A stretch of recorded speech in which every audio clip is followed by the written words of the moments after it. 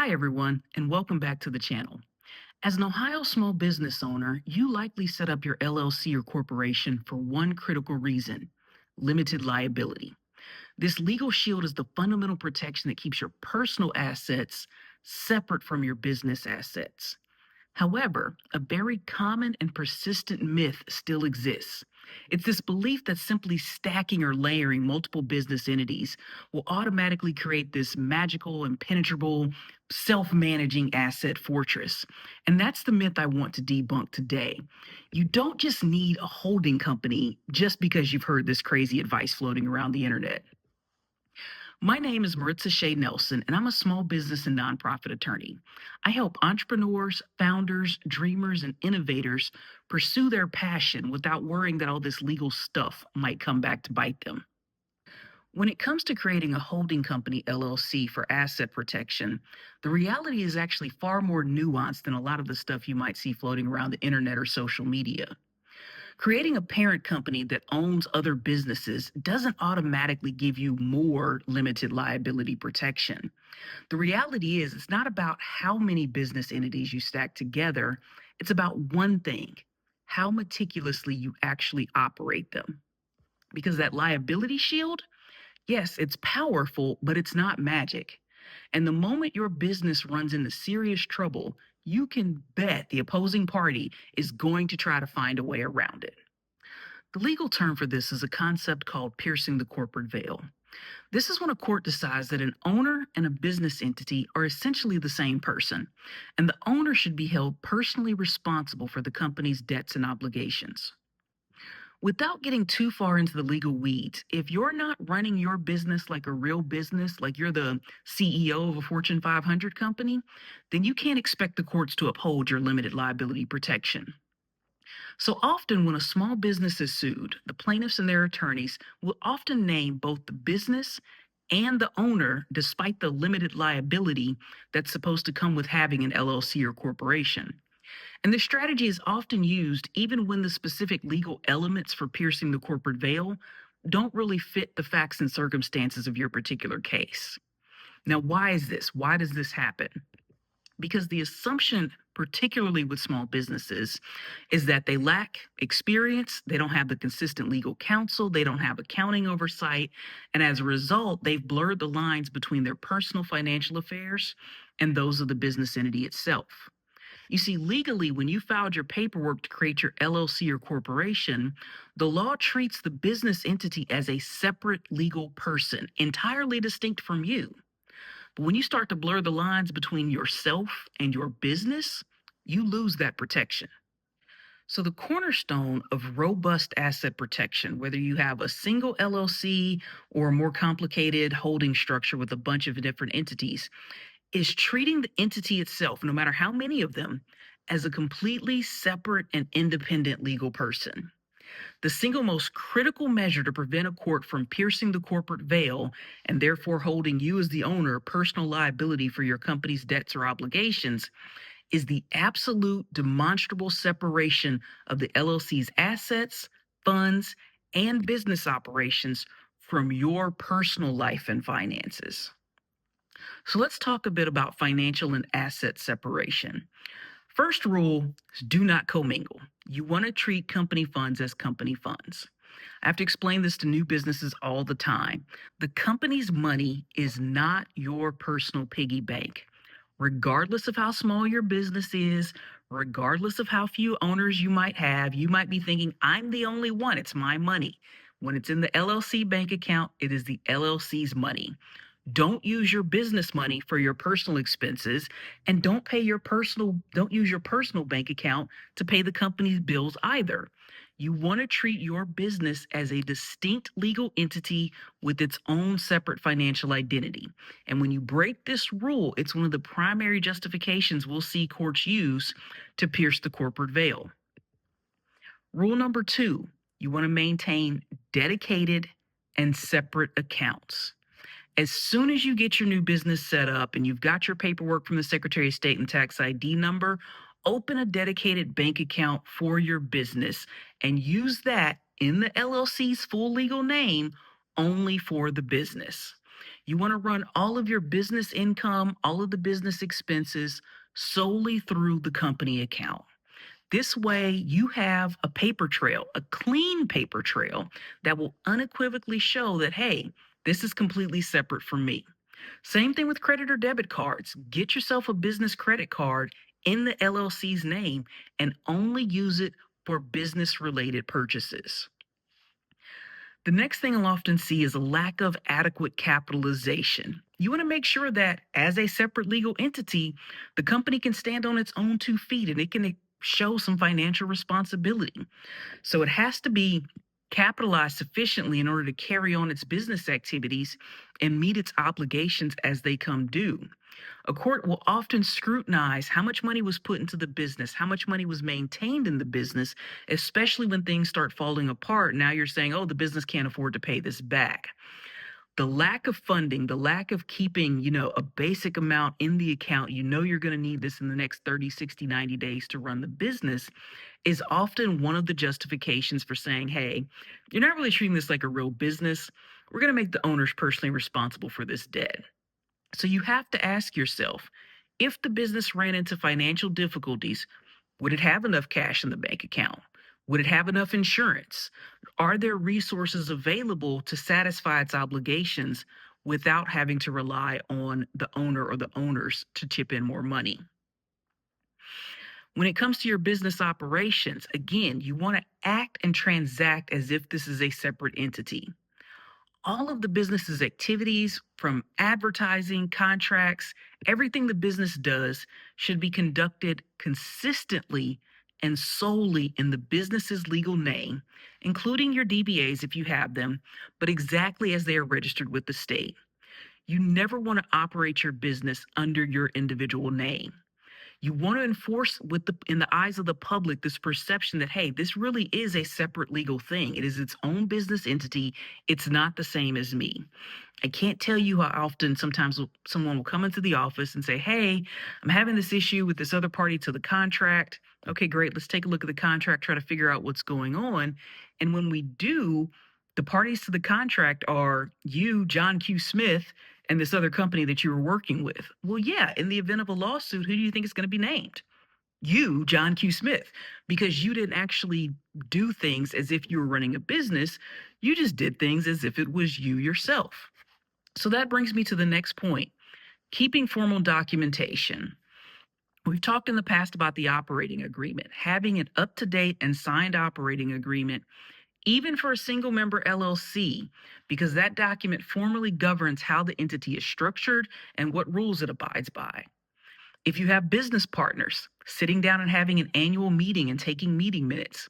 Yes, technically it's not required if you're an LLC, but holding them and formally documenting some of these key decisions, having some meeting minutes and not just a he said, she said about what happens, will dramatically enhance not only your business's credibility and professionalism in the eyes of the court, but it will also do a lot to minimize some of the business disputes between business partners that I often see. And as I started to hint at, when it comes to contracts and agreements, all of them, every single contract that your business sign should explicitly name the LLC as the party to the contract. Both when I look at the opening paragraph and it says, hey, on such and such a date, party A and party B are entering into this agreement. Party A and party B should be business entities or your customers, but it should not be your personal name. When I look at the end of that agreement, I should see that you signed correctly. You need to be meticulous and consistent in your signature blocks on all legal documents, contracts, and critical business communications.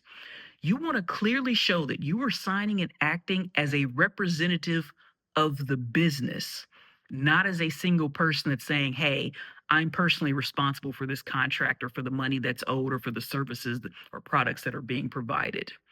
So when we look at your documents, especially legal documents, not so much your marketing materials, we should see the full legal name of the LLC. Okay. Maybe there's also a DBA name, but we should also see your title. What capacity are you acting as?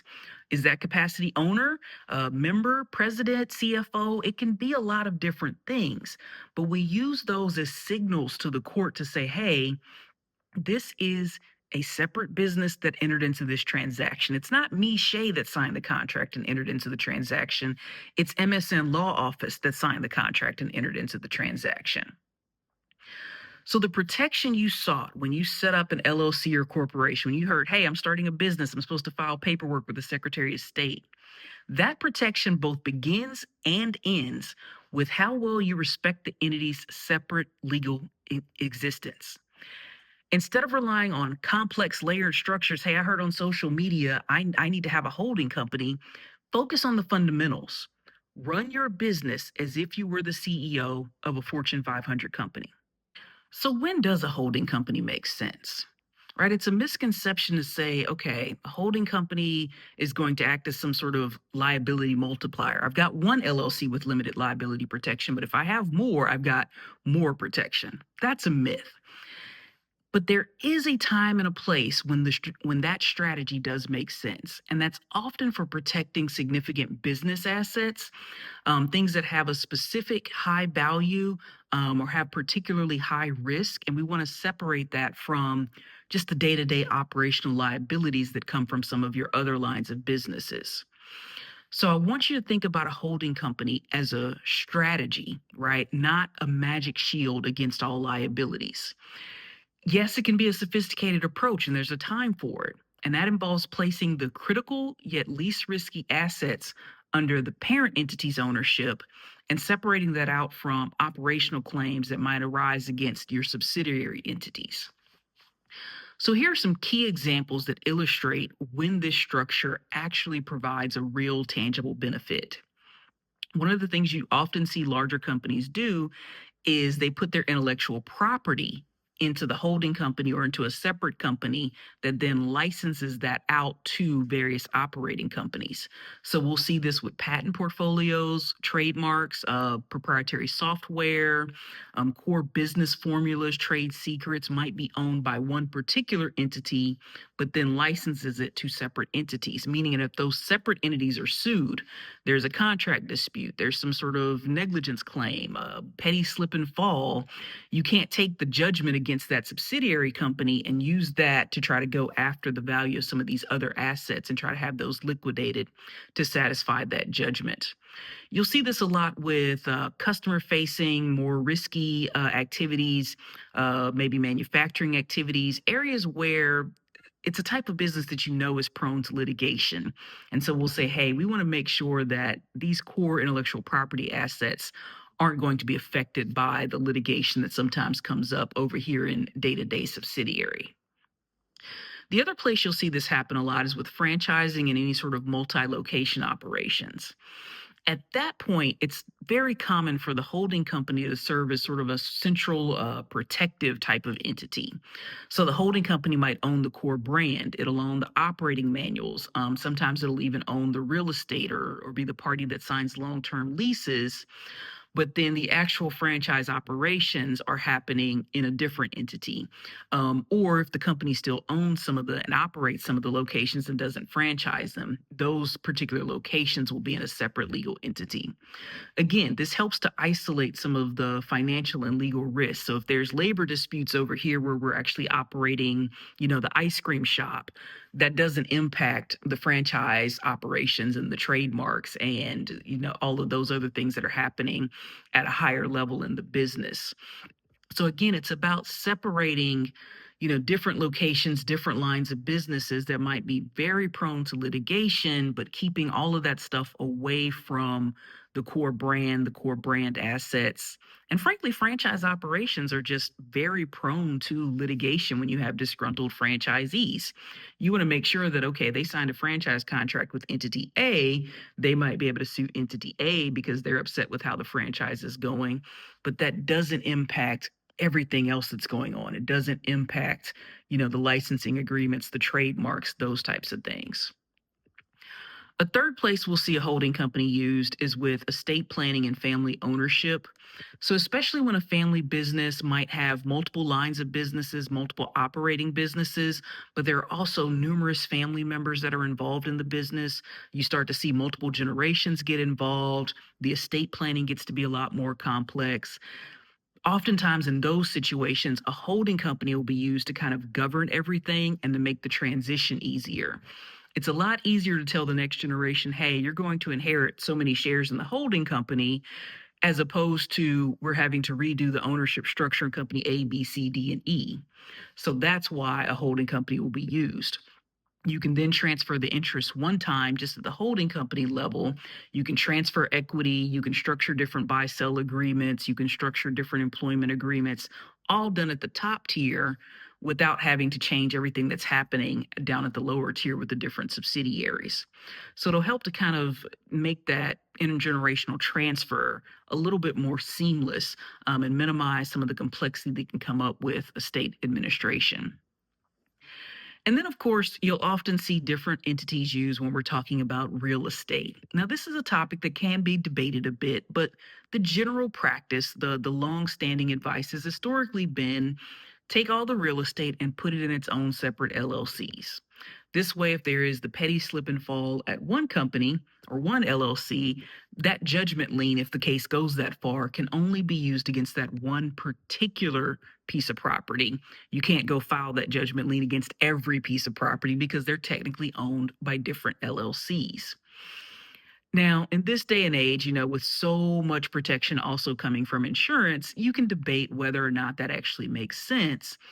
And because most lawsuits are ultimately going to settle well before we get to the point of a judgment lien, it may be a moot point.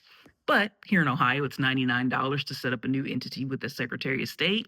Not a heavy lift. No reason why you can't set up multiple LLCs for multiple pieces of property, just to make sure that each one has its own separate assets and they're protected. And so, again, that if one gets sued, it doesn't affect the property that all the other ones own. Now, the main thing I want you to take away is that the structural benefit of a holding company arrangement is entirely contingent upon the same strict adherence to the corporate formalities and those separation principles that we talked about earlier. This structure provides zero asset protection if the entities are not treated as legally distinct entities, just like we talked about when it was you and your LLC. So the same rules still apply.